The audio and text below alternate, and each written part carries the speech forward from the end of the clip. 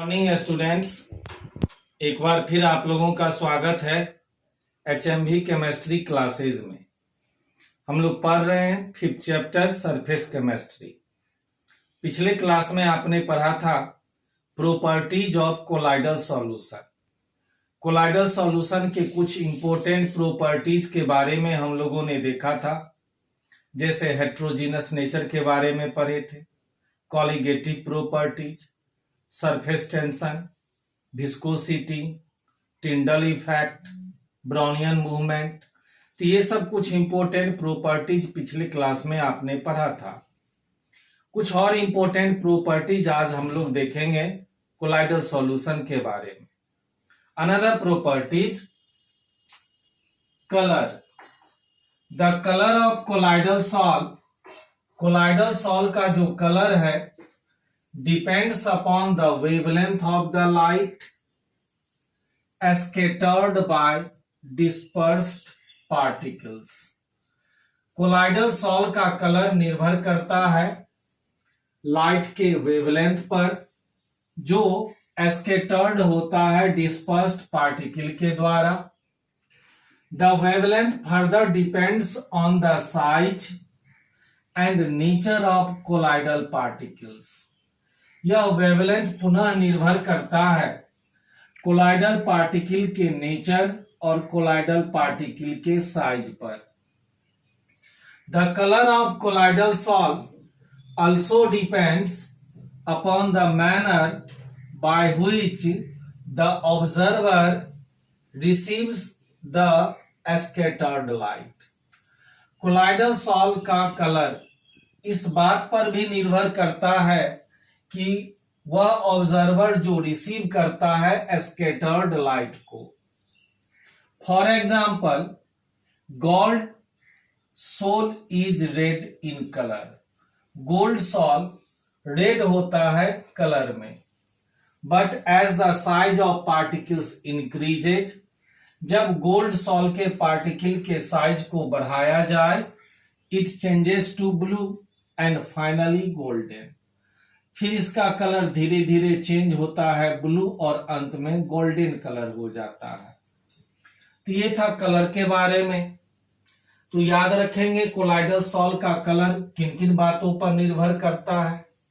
Wavelength of light पर निर्भर करता है, जो स्कैटर्ड होता है डिस्पर्स्ड पार्टिकल के द्वारा, और यह वेवलेंथ निर्भर करता है कोलाइडल पार्टिकल के नेचर और साइज पर।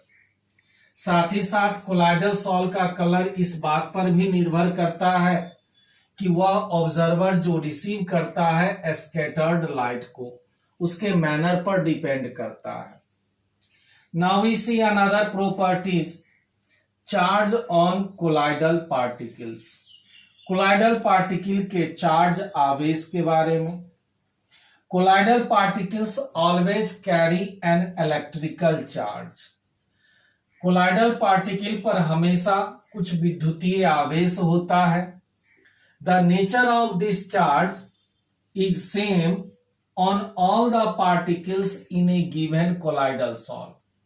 कोई दिया हुआ कोलाइडल सॉल्व है तो उस कोलाइडल सॉल्व में उपस्थित सभी पार्टिकल पर जो चार्ज है वह सेम होता है, और यह चार्ज या तो पॉजिटिव हो सकता है या फिर निगेटिव हो सकता है। Some common positively and negatively charge colloids are given below. Positively charge sol के एग्जाम्पल हुआ हाइड्रेटेड मेटालिक ऑक्साइड्स, जैसे aluminium oxides XH2O, hydrated aluminium oxide, Cr2O3 XH2O, hydrated chromium oxide, hydrated ferric oxide. तो ये सब positively charge solve होते हैं। इसके अलावा metal hydroxides like ferric hydroxide, aluminium hydroxide, calcium hydroxide या chromium hydroxide. Basic dye ester जैसे methylene blue, haemoglobin जो ब्लड में उपस्थित रहता है, ऑक्साइड जैसे टाइटेनियम ऑक्साइड। ये सब positively charged sol. Now negatively charge salt. Negatively charge जैसे metallic particles, copper, silver, gold, platinum salt, ये सब निगेटिवली चार्ज होते हैं। Metal sulphides like arsenic sulphide, cadmium sulphide, antimony sulphide. Acidic dyes के रूप में जैसे इयोसिन, कॉन्गो रेड, ये सब एसिडिक डाइज होते हैं जो निगेटिवली चार्ज होते हैं। Salts of starch, gum, gelatin, clay, charcoal, ये सब भी निगेटिवली चार्ज सॉल्ट होते हैं। ये था चार्ज ऑन कोलाइडल पार्टिकल। अब हम लोग देखें कोलाइडल पार्टिकल पर यह चार्ज क्यों उत्पन्न होता है, इसका ओरिजिन क्या है, सोर्स क्या है। अब हम लोग देखें कोलाइडल पार्टिकल्स के चार्ज के ओरिजिन के बारे में। Origin of charge on colloidal particles. The charge on colloidal salt पर जो चार्ज उत्पन्न होता है उसका फर्स्ट रीजन है due to electron capture by salt particle during electro dispersion of metal के इलेक्ट्रो डिस्पर्सन के समय सॉल्ट पार्टिकल के द्वारा इलेक्ट्रॉन का कैप्चर होना। Second, due to formulation of electrical double layer का निर्माण।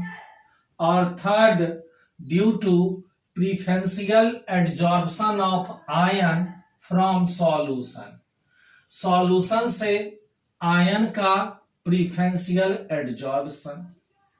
For example, when silver nitrate solution is added to potassium iodide solution, जब सिल्वर नाइट्रेट सॉल्यूशन को मिलाया जाता है पोटासियम आयोडाइड सॉल्यूशन में, तब silver iodide precipitate silver iodide adsorb होता है। यह एडजॉर्ब करता है आयोडाइड आयन को, कॉमन आयन होने के कारण। फ्रॉम द डिस्पर्सन मीडियम से and negatively charge colloidal solution results, और इस तरह से निगेटिवली चार्ज कोलाइडल सॉल्यूशन का निर्माण होता है। तो यहां पर सिल्वर आयोडाइड यह एडजॉर्ब किया आयोडाइड आयन को जो प्राप्त हुआ पोटासियम आयोडाइड से डिस्पर्सन मीडियम से। चूंकि यह आयोडाइड आयन को एडजॉर्ब किया, इस तरह से यह निगेटिव सॉल्ट का निर्माण किया। However, when potassium iodide solution is added to silver nitrate solution, जब पोटासियम आयोडाइड सॉल्यूशन को मिलाते हैं सिल्वर नाइट्रेट सॉल्यूशन में, पॉजिटिवली चार्ज्ड सॉल्ट रिजल्ट, तब पॉजिटिवली चार्ज्ड सॉल्ट का निर्माण होता है due to adsorption of silver ion from dispersion medium. चूंकि डिस्पर्सन मीडियम से सिल्वर नाइट्रेट से कॉमन आयन के रूप में सिल्वर आयन का एडजॉर्प्शन होता है, तो यहां पर सिल्वर आयोडाइड सिल्वर आयन को डिस्पर्सन मीडियम से सिल्वर नाइट्रेट से एडजॉर्ब किया और इसीलिए यह पॉजिटिव सॉल्ट का निर्माण किया। तो ये था preferential adsorption of ion from solution. The combination of the two layer of opposite charges around the colloidal particle. Colloidal particle के चारों ओर अपोजिट चार्ज का जो दो अलग अलग लेयर है उसका कॉम्बिनेशन कहलाता है हेल्महोल्ट्ज इलेक्ट्रिकल डबल लेयर। जैसे यहां सिल्वर आयोडाइड लिया, इसके चारों ओर यह सिल्वर आयन है, सिल्वर आयन के चारों ओर नाइट्रेट आयन है। तो यहां पर यह जो फर्स्ट लेयर है सिल्वर आयन का, यह फिक्स्ड लेयर होता है, फर्स्ट लेयर, और इसके चारों ओर जो नाइट्रेट आयन है यह मोबाइल गतिमान रहता है, जिसे डिफ्यूज्ड लेयर कहते हैं। अपोजिट चार्ज के लेयर के कारण यहां पर दोनों के पोटेंशियल डिफरेंस के कारण यह जो डबल लेयर बनता है इसी को जीटा पोटेंशियल भी कहा जाता है। According to modern view, the first layer of ion is firmly held and is termed fixed layer. यह जो फर्स्ट लेयर है Ag प्लस आयन, यह काफी मजबूती से बंधा होता है जिसे हम लोग फिक्स्ड लेयर कहते हैं। While the second layer is mobile, यह जो दूसरा लेयर है नाइट्रेट आयन, यह गतिमान रहता है, कॉल्ड डिफ्यूज्ड लेयर। यह सेकेंड लेयर नाइट्रेट आयन का जो लेयर है डिफ्यूज्ड लेयर कहलाता है। Since separation of charge is a set of potential, charge का जो सेपरेशन है वह पोटेंशियल स्थापित करता है। The charges of opposite sign on the fixed and diffused part of the double layer results in a difference in potential between these layer. दोनों layer के बीच पोटेंशियल उत्पन्न होता है। दिस